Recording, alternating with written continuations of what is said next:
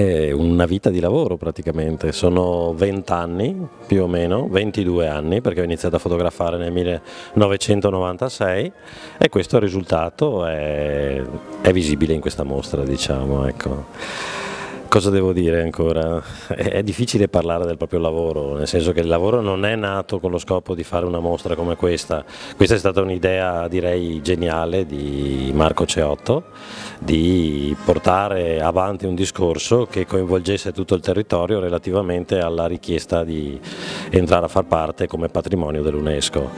Quindi è stata fatta una selezione di foto, è stato fatto un lavoro collettivo, perché anche l'allestimento qui è stato fatto dagli architetti Giampiero Bortolin e Sara Daltoè, che sono stati veramente molto importanti perché sia nella scelta delle foto che poi nell'allestimento di tutto il percorso, sia qui che nelle altre sedi dove abbiamo presentato questa mostra, che questa è la quinta esposizione se non sbaglio. Siamo partiti da Conegliano, Palazzo Sarcinelli, poi siamo andati a Villa Brandolini a Sorighetto, Villa dei Cedri a Valdobbiadene, Consorzio del Torchiato a Fregona e adesso siamo qui. È una mostra che sta girando tutto il nostro territorio, quello candidato UNESCO, e mette insieme le bellezze di queste fotografie che sono delle opere d'arte con i profumi del nostro paesaggio e la musica, una mostra Prosecco Share sensoriale che valorizza ulteriormente questo nostro bellissimo territorio che non solo deve essere salvaguardato ma deve essere ulteriormente valorizzato.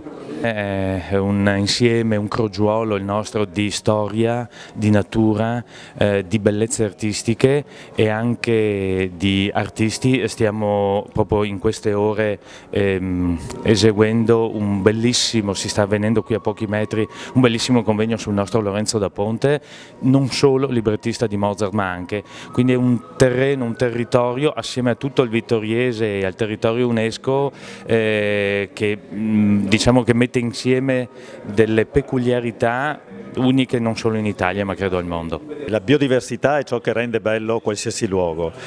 Biodiversità si contrappone alla monotonia, si contrappone alla omologazione. Quindi possiamo sicuramente affermare che oggi il paesaggio del Conegliano Valdobbiadene non è omologato e non è monotono, quindi è un paesaggio ricco di biodiversità.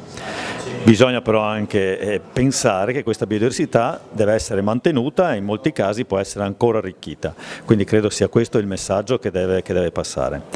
Altra cosa da dire è che la biodiversità non si impone, non ci sono regole, leggi che impongono ai viticoltori o chi vive il paesaggio di arricchire la biodiversità. La biodiversità si arricchisce attraverso la sensibilizzazione, ci deve essere una sensibilità comune che fa capire quanto sia importante la biodiversità, quanto sia importante la diversità delle culture e quindi possa portare verso un sentire moderno che veda soprattutto il futuro.